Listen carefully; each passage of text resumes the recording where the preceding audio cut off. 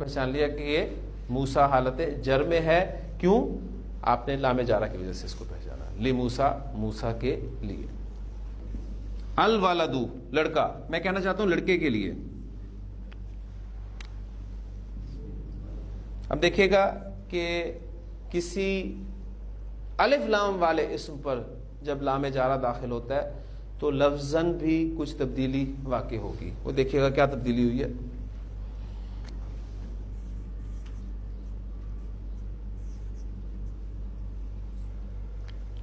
للولد، حمزۃ الوصل تھا، ماقبل ملا کر پڑھا تو لکھنے میں رہا، پڑھنے میں نہیں آیا، تو للولد ہی ہم نے اس کو پڑھنا تھا. لیکن دوسری چیز آپ نے یہاں نوٹ کی کہ جب کسی معرف باللام اسم پر لام جارہ داخل ہوتا ہے تو وہ حمزۃ الوصل لکھنے سے بھی غائب ہو جاتا ہے. کلیئر ہوگی بات؟ یعنی کسی الف لام والے اسم پر جب آپ لام جارہ داخل کرنا چاہتے ہیں تو پھر تبدیلی کیا آئے گی لفظ میں؟ وہ حمزۃ الوصل لکھنے سے بھی غائب ہو جاتا ہے. اس کی ایگزامپل قرآن مجید کی آپ ابتدائی آیات میں آپ کو سورۃ البقرہ میں ملیں گی. دیکھیں متقی واحد اسم ہے، اس کی جمع کیا استعمال ہوگی؟ متقون. ٹھیک، متقون.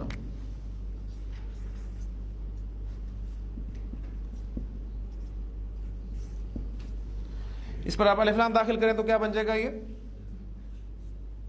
المتقون. اب اس پر آپ لام جارہ داخل کرنا چاہتے ہیں تو کیا بن جائے گا؟ لل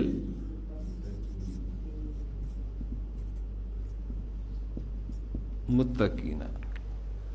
ذالک الکتاب لا ریب فیہ ھدی للمتقین. تو للمتقین آپ کو بالکل اسی طرح نظر آئے گا حمزۃ الوصل کے بغیر لکھا ہوا. اچھا جی، کافروں کے لیے اس کی عربی کیا ہوگی؟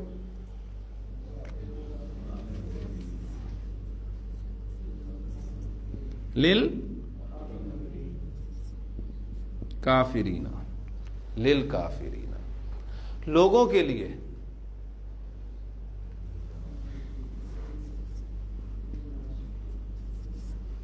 للناس، ھدی للناس. قرآن مجید تمام انسانوں کے لیے ہدایت ہے. بس صرف اس میں نوٹ کرنے والی چیز یہ ہے کہ لام جارہ جب معرف باللام اسم کے ساتھ استعمال ہوتا ہے تو اس اسم کا حمزۃ الوصل لکھنے سے بھی غائب ہو جاتا ہے. کنسٹرکشن لکھ رہا ہوں، اس کا ترجمہ کیجیے گا. للہ، اللہ کے لیے. ٹھیک، تو اب یہاں نوٹ کر لیجئے کہ لام جارہ بعض مرتبہ ملکیت کے معنی میں استعمال ہوتا ہے. ٹھیک، میں کہتا ہوں یہ قلم میرے لیے ہے، تو اب یہاں یہ میرے لیے ہے، میں اس کا مالک نہیں ہوں، لیکن میں کہتا ہوں یہ قلم میرا ہے، تو اب میں اس کا مالک ہوں. تو ملکیت ظاہر کرنے کے لیے بھی عربی زبان میں لام جارہ استعمال کیا جاتا ہے. تو للہ کے دو ترجمے اب ممکن ہو گئے، اللہ کے لیے یا اللہ کا. تو اب کانٹیکسٹ آپ کو بتائے گا کہاں پر آپ نے لام جارہ کا ترجمہ کے لیے کے ساتھ کرنا ہے اور کہاں پر اس کا ترجمہ ملکیت کا کرنا ہے. اب ان آیات کو اگر آپ سامنے رکھیں، للہ ما فی السماوات و ما فی الارض، تو آپ ترجمہ کیا کریں گے کہ جو کچھ آسمان اور زمین میں ہے وہ اللہ کے لیے ہے، اللہ کا ہے. تو وہاں لام جارہ کا ترجمہ ملکیت کے ساتھ کریں گے تو زیادہ سوٹ کرتا ہے. للہ خزائن السماوات والارض، آسمان اور زمین کے خزانے اللہ کے ہیں. لام جارہ بعض اوقات ملکیت کے معنی میں استعمال ہوتا ہے. اس وقت اس لام جارہ کو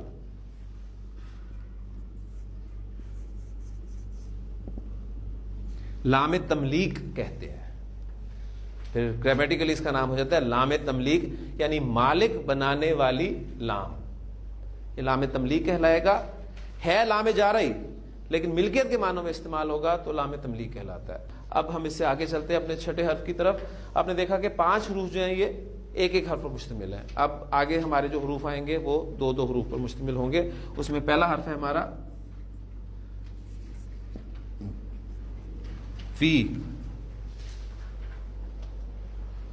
فی میں کے معنی میں استعمال ہوتا ہے. انگلش میں جسے ہم ان کہتے ہیں فی. اب آپ دیکھ رہے ہیں اس میں دو حروف آ گئے، فا اور یا، لیکن یہ ایک حرف جار کنسیڈر ہوگا فی. زمین میں، زمین کی عربی ہوتی ہے الارض. اس سے پہلے آپ فی لگائیں گے، حمزۃ الوصل لکھنے میں رہا، پڑھنے میں نہیں آیا، اور الارض حالت جر میں چلی گئی، فی الارض، زمین میں. قرآن میں فی القرآنی، آسمان میں فی السماء، کتاب میں فی الکتابی. ٹھیک ہے، یہاں بھی فرق آپ نے ذہن میں رکھنا ہے. اگر کنسٹرکشن ہوگی فی کتابن تو ترجمہ آپ کریں گے کسی کتاب میں، جیسے ہم بولتے ہیں نا میں نے کسی کتاب میں پڑھا تھا. ٹھیک ہے، وہ نکرہ. جب آپ کہتے ہیں کہ میں نے کتاب میں پڑھا تو وہاں پر کنسٹرکشن ہوگی فی الکتابی، کتاب میں. اب ساتھ ایک چیز آپ اور بھی نوٹ کر رہے ہیں کہ جب ملا کر پڑھا جائے گا تو یا پر جو علامت سکون ہے وہ ہٹ جاتی ہے، اور فا کی زیر کے ساتھ ہی اسے ملا کر آپ پڑھ لیتے ہیں فی الکتابی. لیکن جب آپ اسے کسی نکرہ اسم کے ساتھ استعمال کریں تو فی کے ساتھ استعمال ہو رہا ہے. اچھا، جنت میں کی عربی کیا ہوگی؟ جنت میں فی الجنتی. جہنم میں فی جہنما. کوئی جہنم اسم آپ کا غیر منصرف اسم ہے، لہذا فی کی وجہ سے یہاں حالت جر میں ہم اسے مانیں گے، فی جہنم، جہنم میں. ساتواں اور آٹھواں حرف ہم اکٹھا پڑھیں گے. یہ من اور ان ہے، دو حروف ہے، من اور ان. یہ دونوں حروف سے کے معنی میں استعمال ہوتے ہیں. ٹھیک، جسے ہم انگریزی میں فرام کہتے ہیں. اب سے کے لیے من استعمال کرنا ہے یا ان استعمال کرنا ہے؟ ہمارا اسکوپ چونکہ قرآن مجید کو پڑھنا ہے، لہٰذا ہمیں قرآن مجید میں من اور ان لکھے ہوئے ملیں گے، اس لیے ہمیں ٹینشن لینے کی ضرورت نہیں ہے. ہاں، اردو سے عربی بھی کرتے ہوئے جو ہے آپ کے ذہن میں سوال پیدا ہو کہ یہاں من استعمال کروں یا ان استعمال کروں، تو وہ ان شاء اللہ تعالیٰ ایگزامپلز آپ کے سامنے کوئی آئیں گی تو میں بتا دوں گا. دیکھیں، میں کہتا ہوں کہ میں ڈی گراؤنڈ سے خیابان کالونی کی طرف چلا. اب یہاں بھی سے میں نے لفظ استعمال کیا، اور میں کہتا ہوں میں نے ایوب سے سنا، اب یہاں بھی سے استعمال کیا. ٹھیک، یہاں دونوں جگہ پر میں نے سے لفظ استعمال کیا، لیکن پہلی جگہ پر میں من استعمال کروں گا کیونکہ یہ ابتدائے فعل کے لیے آتا ہے. اصل میں جہاں سے آپ کی فعل کی ابتدا ہوتی ہے، اس کا آغاز ہوتا ہے، وہاں کے لیے من استعمال ہوتا ہے. اور یہ دوسرا ہے سے، اس کے لیے ان استعمال کریں گے. اس کی ایگزامپل میں آپ کے سامنے بھی رکھتا ہوں. پہلے من کو سامنے رکھیں، پھر ان کی ایگزامپل بعد میں آئیں گی. جی، مکہ سے. مکہ کی عربی کیا ہوتی ہے؟ مکہ تو. آپ کہنا چاہتے ہیں مکہ سے. ہاں، جس سے پہلے آپ لگائیں گے من. پہلے ایگزامپل ساری کی ساری ہم من کی کر لیتے ہیں تاکہ کنفیوژن نہ ہو. آپ کو ان بیچ میں نہیں میں ڈالوں گا. میم مکہ تا، کیونکہ مکہ تو، مکہ تا، مکہ تا غیر منصرف اسم ہے، میم مکہ تا. اور پھر نون ساکن کے بعد آگے میم آ جاتا ہے. پھر تجوید کا قاعدہ ہے کہ اس میم پر آپ کو شد بھی لکھی ہوئی ملتی ہے، تو آپ اس کو پھر پڑھتے ہیں میم مکہ تا. نون کی آواز نہیں بولی جاتی. یہ تجوید الگ سے ایک سبجیکٹ ہے، تو کوشش آپ کریں کوئی تجوید کی کلاس بھی ارینج ہو جس میں آپ قرآن مجید صحیح پڑھنا، اس کے اصول بھی جو ہیں وہ آ جانے چاہیے. مدینہ سے.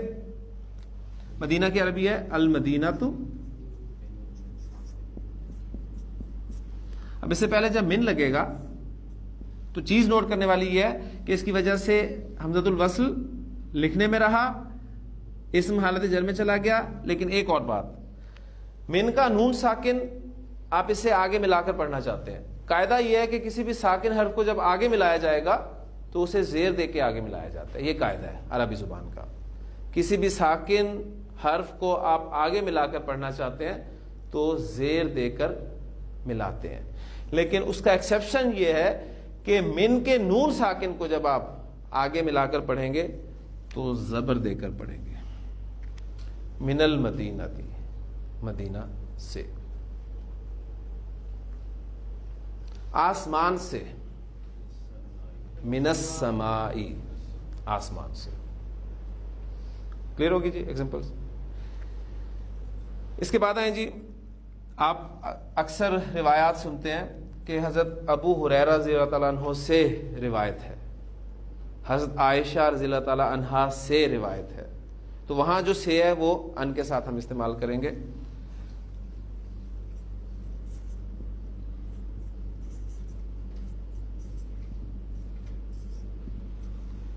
ابو ہریرہ سے، اس کے شروع میں ان جب لگے گا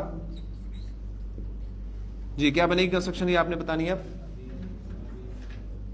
ان ابو حالت جر میں چلا جائے گا، ابو ابا ابی، ان ابی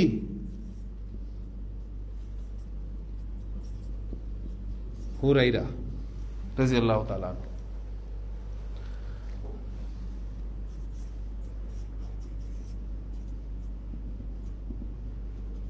عائشہ تو خیر منصرف اس میں حضرت عائشہ سے روایت ہے، اس سے پہلے ان لگے گا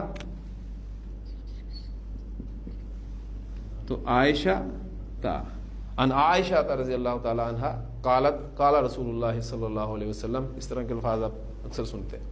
تو یہ ہو گیا ان کا استعمال. اللہ کی یاد، یہ کون سا مرکب ہے؟ مرکب اضافی، اللہ کی یاد. اس کو کنسٹرکٹ کریں، کیا بنے گا؟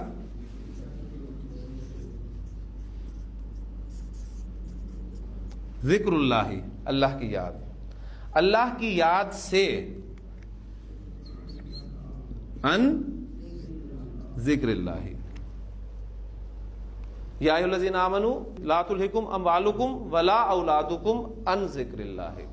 دیکھو تمہیں تمہارے مال اور تمہاری اولاد اللہ کی یاد سے غافل نہ کر دیں.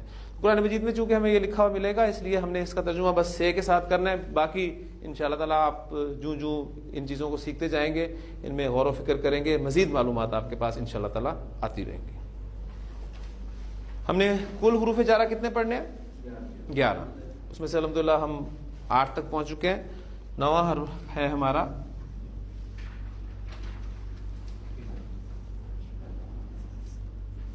الہ. الہ آپ نے من سے ابتدا کی تھی تو کہیں تک لے کر جائیں گے تو الہ تک یا کی طرف، ٹو یا ٹوورڈز، ان معنی میں استعمال ہوتا ہے. مکہ سے مدینہ تک جی. اب اس کی عربی آپ بنا سکتے ہیں مم مکہ تا الل مدینہ تھی. مکہ سے مدینہ کی طرف یا مکہ سے مدینہ تک. وہ ابتدائی فعل کے لیے آتا ہے من، اور یہ انتہائی فعل کے لیے آتا ہے، یعنی آپ کا فعل کہاں پر ختم ہوا کر. گھر سے مسجد تک جی. من البیتی الی المسجد.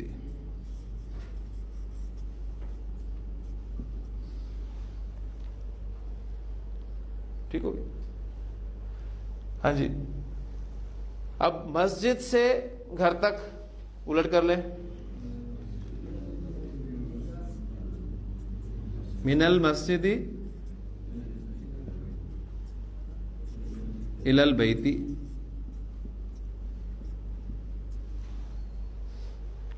ٹھیک ہو گیا؟ اچھا، وہ میں نے آپ کو جو ابھی قاعدہ بتایا تھا کہ کسی بھی ساکن حرف کو آگے ملاتے ہوئے آپ زیر دیتے ہیں، یہ قاعدہ ہے. اس میں ایکسیپشن یہ تھا کہ من کے نون ساکن کو آپ آگے ملاتے ہوئے زبر دیتے ہیں. اس میں وہ قاعدہ، اس کی ایگزامپل میں آپ کو ساتھ دیتا چلوں. قرآن مجید میں آتا ہے کہ نماز بے حیائی سے روکتی ہے. ٹھیک، تو وہاں کنسٹرکشن کیا ہے؟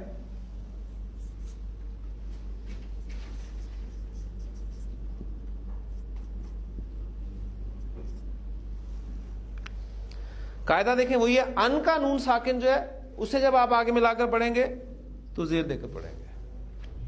ان الفحشاء، والمنکر.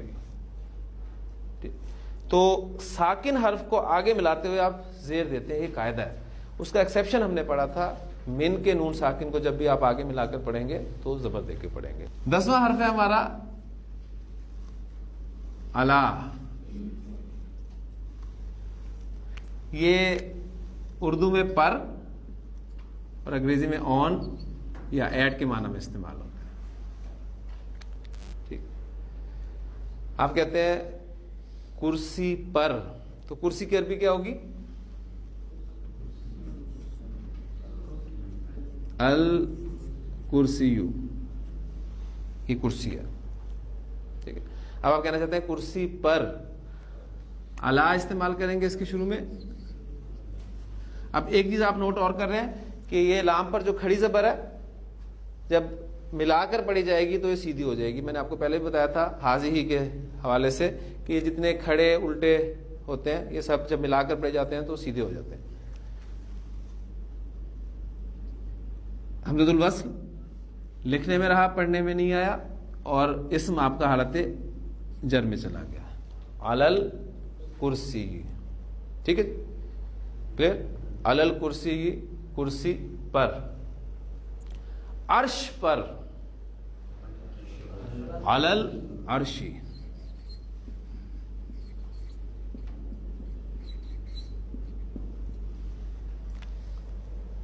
ثم استوى علی العرش، پھر وہ عرش پر متمکن ہوا. عرش پر، کیونکہ میں آپ کو ایگزامپلز تھوڑی تھوڑی اس لیے دے رہا ہوں کہ حروف جارہ ان معنی کے علاوہ بھی استعمال ہوتے ہیں. آپ قرآن مجید میں آپ ان معنی میں ہی انہیں ڈھونڈیں گے تو کنفیوژن ہو سکتی ہے. اس کی آپ کو میں ڈیٹیلز ابھی دیتا ہوں، پہلے ہم پورے کر لیں. تو 10 ہمارے حروف ہو گئے حروف جارہ، اور 11واں اور آخری حرف ہے ہمارا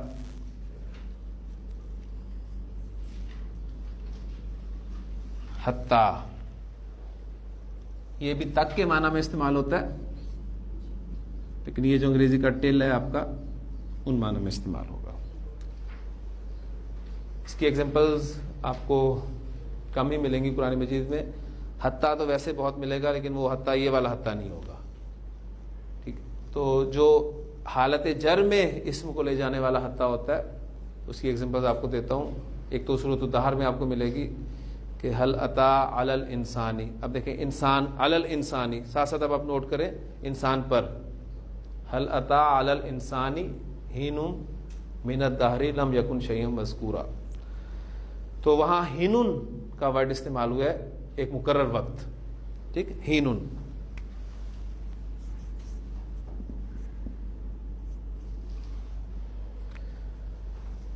دوسری جگہ پر قرآن مجید میں الفاظ استعمال ہوئے ہیں کہ انہیں ایک مقرر مدت تک، ایک مقرر وقت تک مہلت دی جائے گی. تو اب ہینن سے پہلے جب حتیٰ لفظ لگے گا تو ہینن حالت جر میں چلا جائے گا. حتیٰ ہینن، ایک مقرر وقت تک. پھر قرآن مجید میں کنسٹرکشن آپ سورۃ القدر میں دیکھتے ہیں، وہ جو اس رات کی برکات کے حوالے سے ہے کہ یہ رات طلوع فجر تک سلامتی ہی سلامتی ہے. تو وہاں الفاظ کیا ہے؟ ہی حتی مطلع الفجر.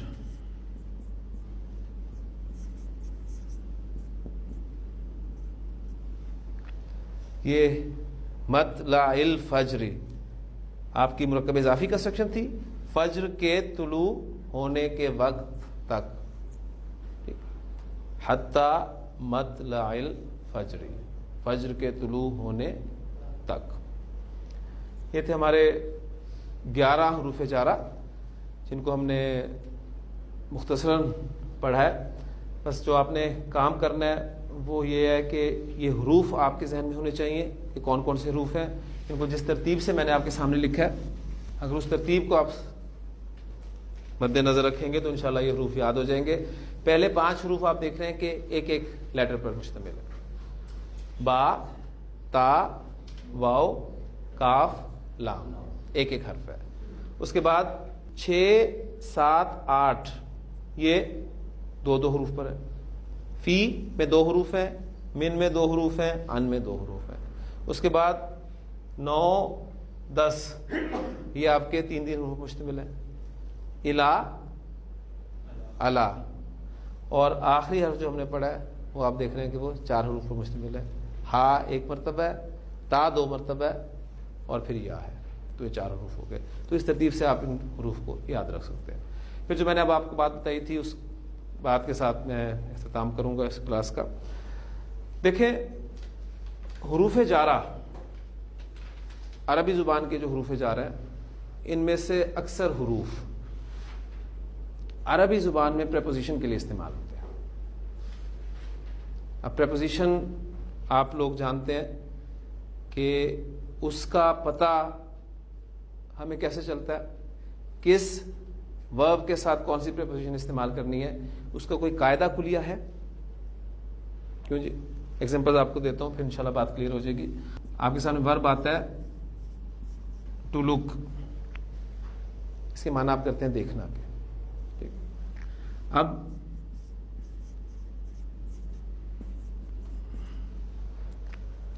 ٹو لک فار یہ کن معنی میں استعمال ہوتا ہے؟ تلاش کرنا کے. ٹھیک،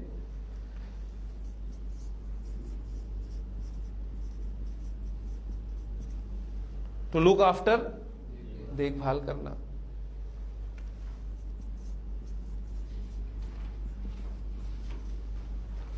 ٹو لک ان ٹو غور و فکر کرنا. اب دیکھیں جو بیسک ورب تھا ہمارا وہ تھا ٹو لک دیکھنا، لیکن اس ورب کے معنی میں تبدیلی کس نے پیدا کی؟ ان حروف نے، فور نے، آفٹر نے، ان ٹو نے. معنی تبدیل ہو گئے. اب یہ دیکھیں فور ہمارا کے لیے نظر آ رہا ہے نا آپ کو، ان ٹو ان کے حوالے سے آپ دیکھ لیں.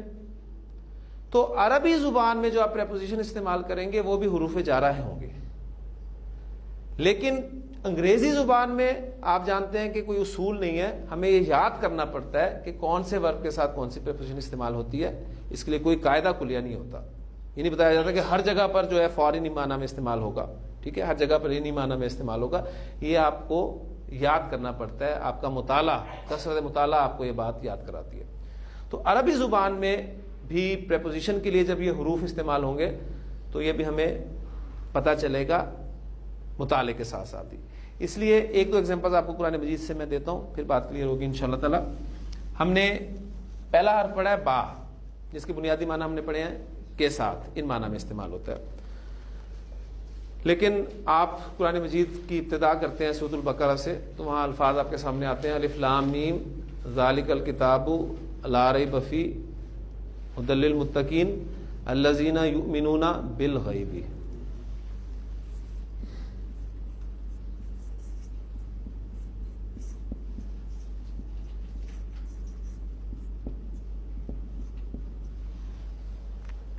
اب آپ دیکھ رہے ہیں کہ یہاں پر حرف جار با استعمال ہوا ہے.